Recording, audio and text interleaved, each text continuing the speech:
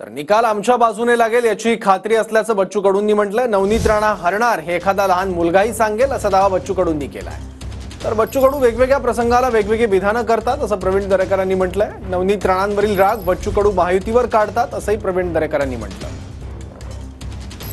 आज जरी बाजारात ते भाव असेल पण निकाल मात्र आमच्या बाजूने लागेल याची आम्हाला खात्री आहे।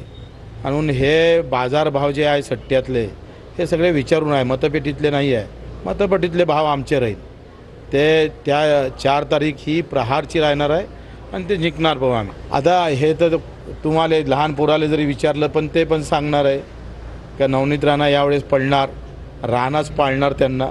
मला वाटते रवी राणानं किमान 2 वर्ष तोंड जरी चूप ठेवलं असतं तरी कदाचित रिझल्ट वेगळे राहिले असते। बच्चू कडू वेगवेगळ्या प्रसंगाला वेगवेगळे विधानं करत असतात आणि त्यांचं राजकारणच सनसनाटी निर्माण करणं आणि प्रभावाविरुद्ध त्या ठिकाणी बोलणं या धर्तीवर अवलंबून आहे। नवनीत राणांच्या संबंधात त्यांच्या टोकाचा विरोध त्या ठिकाणी आहे आणि तो राग ते या ठिकाणी महायुतीवर सरकारवर काढतायत।